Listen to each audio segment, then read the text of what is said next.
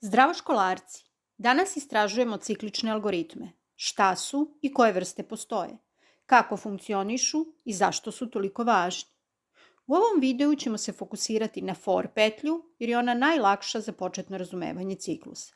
Kroz jednostavne primere vidjet ćete kako for petlja upravlja ponavljanjem operacija i rešavanjem problema. Ostanite do kraja jer ću vam pomoći da bolje razumete programiranje kroz cikluse. Ne zaboravite da lajkujete, zapratite kanal i podelite video sa drugarima. Hajde da učimo zajedno. Počinjemo odmah. Danas pričamo o cikličnoj strukturi. Kakva je to struktura? Kod ciklične algoritamske strukture pojedini algoritamski koraci se ponavljaju više puta u toku izvršenja algoritma, odnosno u ciklusima. Postoje dve vrste ciklusa. Prva je kada je broj ponavljanja unapred poznat i to su takozvane brojačke petlje ili for petlje i to znači da ćemo unapred znati koliko ćemo puta određene algoritamske korake ponoviti, a druga je kada broj ponavljanja nije unapred poznat i to su iterativne petlje, odnosno while i do while petlje. Kod ovih petlji ne znamo koliko ćemo puta ponoviti određene korake, već broj ponavljanja zavisi od određenog uslova. Prvo ćemo učiti for petlju. Kako ona izgleda? Ovako izgleda algoritam for petlje. Na početku je naravno početak petlje, zatim imamo telo petlje i kraj petlje, odnosno izlazak iz petlje.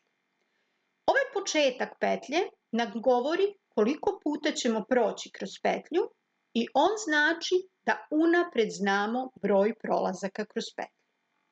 U telu petlje može biti jedna ili više naredbi.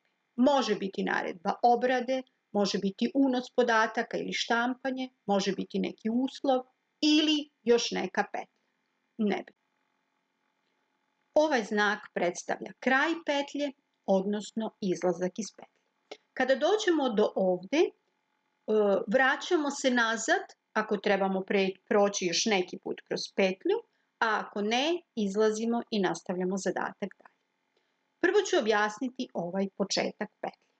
Šta ovo znači? Na početku imamo promenjivu koju najčešće zovemo i.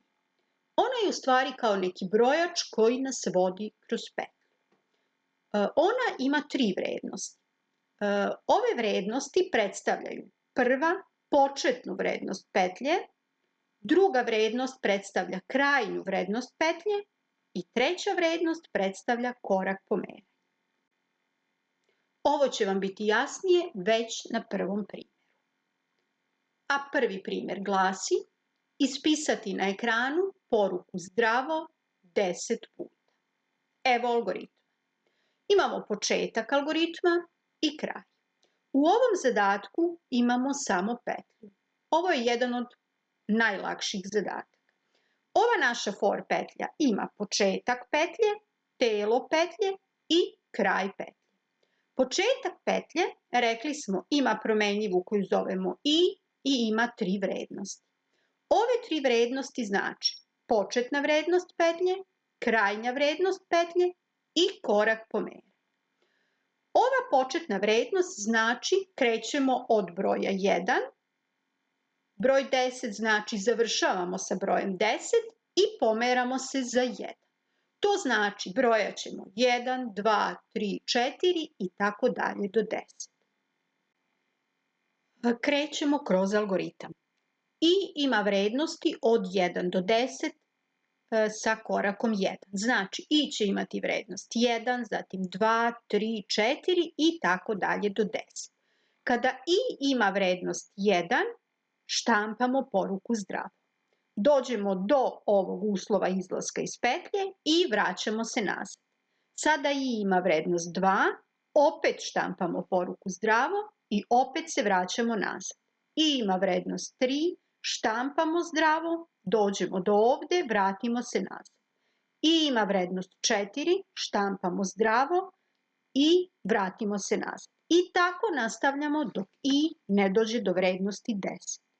Kada je i došlo do krajnje vrednosti, više se ne vraćamo dalje u petlju, nego izlazimo iz petlje, odnosno završavamo zadatak. Što znači, po završetku ovog zadatka na ekranu ćemo imati ovaj ispis. 10 puta zdrav. Sljedeći zadatak glasi: nacrtati algoritam koji štampa sve jednocifrene broje. Algoritam izgleda ovako: početak i kraj. Ovo je petlja. Petlja ima početak, telo petlje i kraj petlje. U početku petlje imamo početnu vrednost, krajnju vrednost i korak pomeranja, a u telu petlje samo štampa.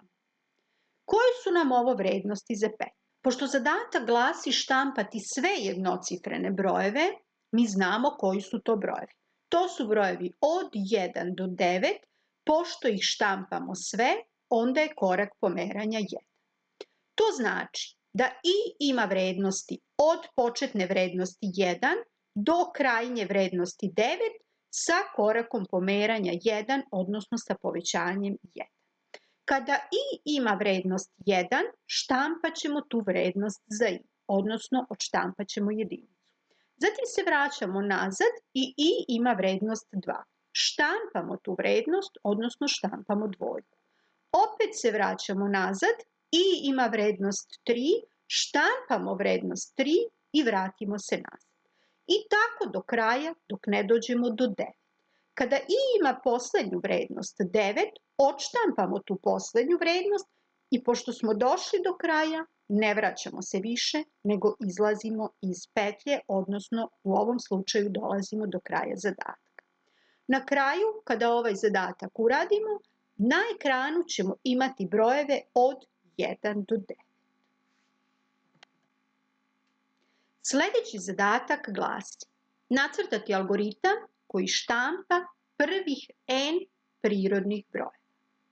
Ovo je algoritam. Pošto ne znamo koliko prvih brojeva, moramo da unesemo n. To može biti da štampamo prva 3 broja, prvih 15 brojeva, prvih 250, ali mi to u ovom trenutku ne znamo. Pre petlje moramo da unesemo n. Ovo je simbol za ulazni podatak i unosimo n koliko brojeva hoćemo da štampamo. Ovo je petlja. U početku petlje pišemo da krećemo od broja 1, završavamo sa brojem n i povećavamo za 1 zato što štampamo sve brojeve od 1 do n. U telu petlje štampamo te brojeve i to su naši brojevi i. Dolazimo do kraja petlje i vraćamo se nazad.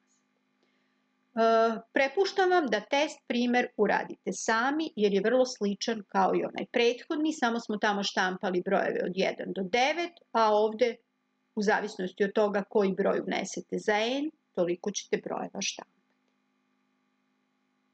Sljedeći zadatak glasi: nacrtati algoritam koji štampa brojeve od 8 do 3 unazad.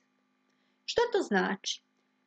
Pošto znamo koje ćemo brojeve štampati, znači štampat ćemo brojeve 8, 7, 6, 5, 4 i 3, nema potrebe ništa da unosimo pre petlje.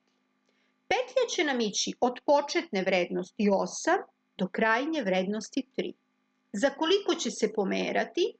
Pošto idemo unazad, pomerat će se za -1. I opet ćemo ovdje štampati te brojeve, a to je naša promenljiva i. Dolazimo do kraja petlje i vraćamo se nazad. Opet ista priča. Od 8 do 3 štampamo brojeve 8, 7, 6 i tako dalje do 3. Kad dođemo do kraja, više se ne vraćamo nazad u petlju, nego završavamo zadatak. Test primer opet uradite sami. I posljednji primjer za danas. Nacrtati algoritam koji štampa brojeve u opsegu od k do n. Pošto ne znamo koji su to brojevi, moramo da unesemo i k i n i to radimo na početku, ali postavljamo uslov da k bude manje ili jednako od n da bi ova petlja imala smisla. Kada unesemo k i n, postavljamo početak petlje tako da je početna vrednost K, krajnja vrednost N i pomeramo se za 1 zato što štampamo sve brojeve. U telu petlje štampamo te brojeve i izlazimo iz petlje kad završimo sa štampanjem. Ovi današnji zadaci su bili uvodni, najlakši. U sledećem videu ću vam objasniti malo teže zadatke. Radit ćemo zbir, proizvod i brojač. Hvala što ste gledali. Ako vam se dopao video, lajkujte, podelite ga i pretplatite se na Školarac za još korisnih tutoriala. Vidimo se u sledećem videu. Pozdrav!